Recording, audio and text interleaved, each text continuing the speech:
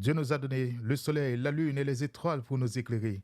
Et pour nous éclairer spirituellement, il nous a donné la Bible. Mais pour mieux comprendre sa parole, il nous a donné Love Winning Care Ministries.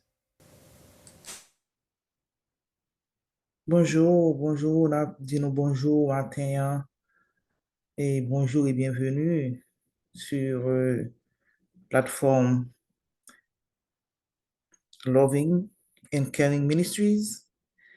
C'est un privilège que nous pas prendre pour acquis de ce que nous sommes capables de rentrer la caille matin hein, pour nous passer un petit temps avec vous, pour nous partager quelques conseils sur la santé.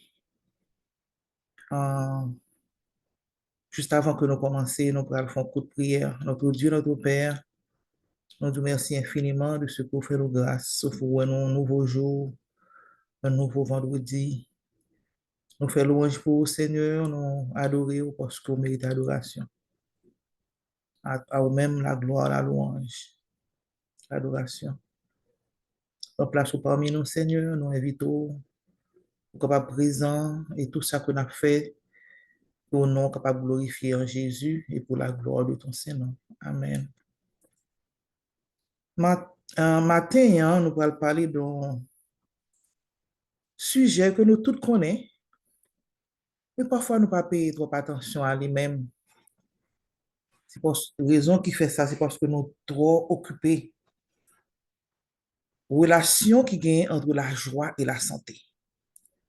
Pas oublier coin ça, c'est coin et le santé qui est crucial, important pour notre vie. Non seulement notre santé physique, mais également pour santé spirituelle.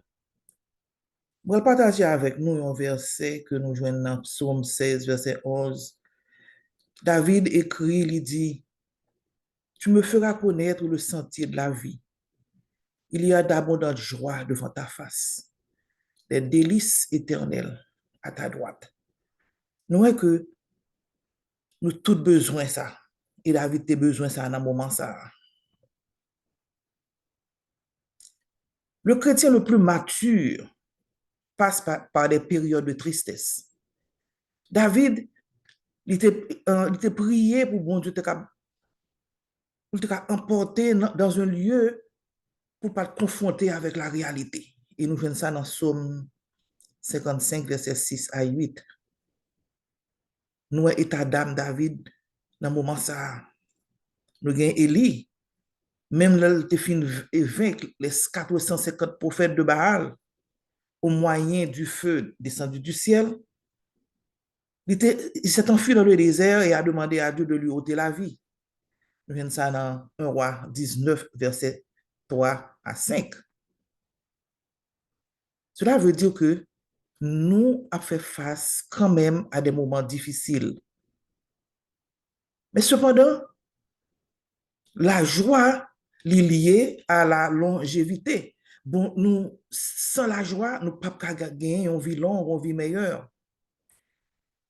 Une recherche qui est faite par le European Heart Journal, il rapportait qu'au cours d'une étude à laquelle plus de 17 000 femmes et hommes ont participé, ils ont observé que les gens qui éprouvaient de la joie étaient moins sujets à faire une crise cardiaque.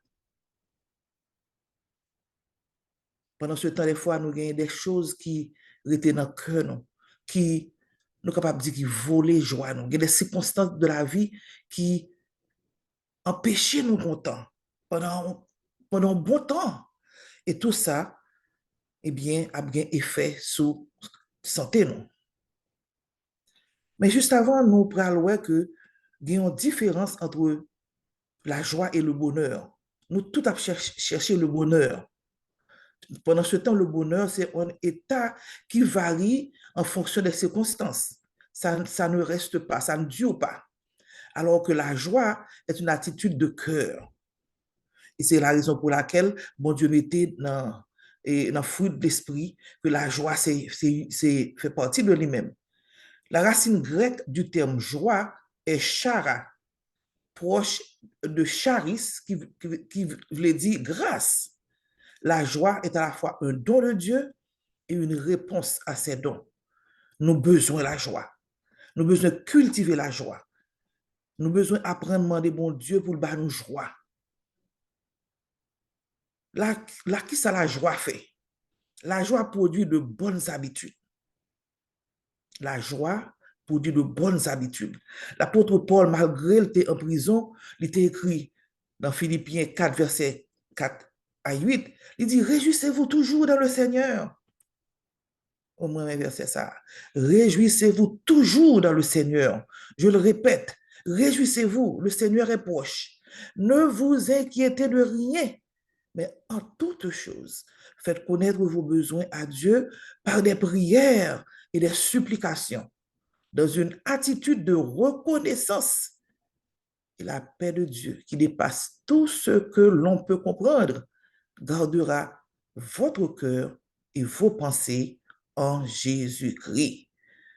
Malgré l'apôtre Paul était en prison, mais il a conseillé le peuple pour réjouir dans le Seigneur. Il n'a pas dit réjouir dans ça que nous gagnons, réjouir dans d'autres choses et passagères, mais il dit réjouissez-vous dans le Seigneur. Et ça, c'est raison ça matin, je vais partager avec vous. Moi-même, moi, je veux réjouir dans le Seigneur. M'encourager autour, mais pour réjouir dans le Seigneur. Pour ne pas inquiéter nous de rien, mais en toutes choses, pour nous faire connaître nos besoins à Dieu par des prières et des supplications, dans une attitude de reconnaissance. Une attitude de reconnaissance.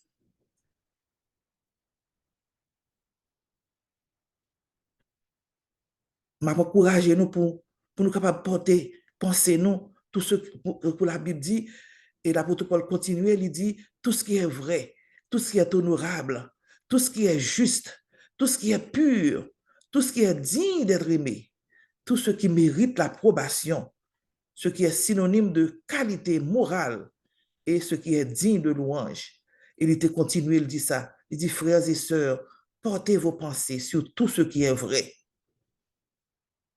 tout ce qui est honorable, tout ce qui est juste, tout ce qui est pur, tout ce qui est digne d'être aimé, tout ce qui mérite l'approbation, ce qui est synonyme de qualité morale et ce qui est digne de louange. Nous, si nous avons nourri des pensées négatives, nous pas qu'à gagner de bonnes attitudes. Les mauvaises attitudes se développent à partir des pensées négatives. La nourrir des pensées négatives, certainement, la commencé à venir des attitudes qui ne sont pas bonnes. Quand l'attitude est mauvaise, des émotions négatives se développent telles que l'amertume. Le noir nous pensée négative dans le cœur, non. L'amertume commence à prendre place. Le non-pardon, la rancœur, la colère, la haine, la peur, la honte, la jalousie, l'humiliation, l'envie, l'orgueil. Ouais, toute pensée négative, ça, eh bien, il va le développer, il va le sortir avec attitude qui n'est pas bon. Ces émotions négatives vont vous rendre malade et peuvent causer la mort physique et spirituelle. Non seulement n'a ruiné le corps physique là, avec la pensée négative, ça, mais certainement, et l'a causé la mort spirituelle. Ces émotions négatives affectent notre vie et même ceux qui vivent autour de nous. Nous avons une mauvaise attitude, l'autre monde qui est à côté de nous souffre de ça. Non seulement nous avons détruit le corps physique, nous, mais nous avons détruit l'entourage, nous, influence, nous, pas capable de bonnes influences, nous avons des influences négatives. La haine conduit à l'hypertension, la migraine, la maladie du cœur, ulcère d'estomac et même le cancer. Tu vois que nous voyons que la force, la haine gagne. Quand quelqu'un est en colère, il y a un hormone qui est l'adrénaline qui est sécrété par la glande surrénale en réponse de stress ou bien de sentiments qu'on a dans le cœur là.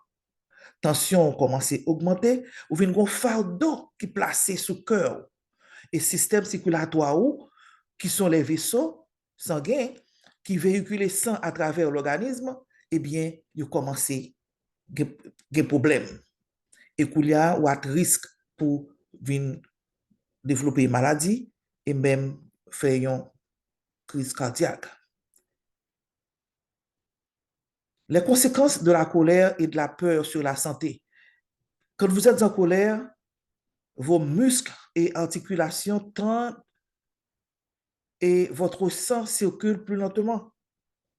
La colère a des conséquences sur votre activité cérébrale, votre système nerveux, hormones et cardiovasculaire. Cela veut dire que nous ne pouvons pas prendre émotions négatives à la légère. Nous ne pouvons pas chita là-dedans. C'est OK pour nous gagner des émotions, mais ça dépend de ça que nous faisons avec eux et combien de temps nous avons et qui genre nous gérer. Ça ne veut pas dire qu'on ne peut pas gagner émotion parce qu'on est un robot, mais il faut qu'on apprenne à contrôler et gérer de façon pour ne pas venir affecter la santé. Et maintenant, je m'a invité nous pour nous capables revisiter l'attitude nous.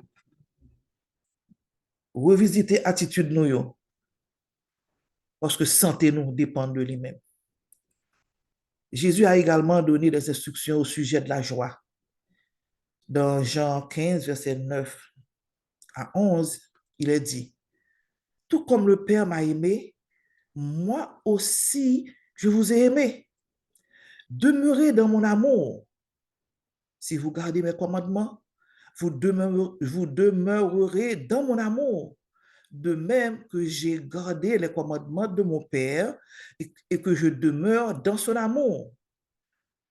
Je vous ai dit, et cela a fait que ma joie demeure en vous et que votre joie soit complète. Et j'aimerais reprendre ces versets. Jésus a dit, tout comme le Père m'a aimé, moi aussi je vous ai aimé. Demeurez dans mon amour. Si vous gardez mes commandements, vous demeurerez dans mon amour, de même que j'ai gardé les commandements de mon Père et que je demeure dans son amour. Je vous ai dit ces choses, cela a fait que ma joie demeure en vous et que votre joie soit complète. Jésus voulait que joie nous complète. Jésus veut que nous vivions dans la joie, la tranquillité d'esprit, la paix, l'harmonie, non seulement pour nous-mêmes, mais pour le monde qui est autour de nous, afin que nous soyons capables d'avoir une bonne santé physique et une bonne santé spirituelle. Merci.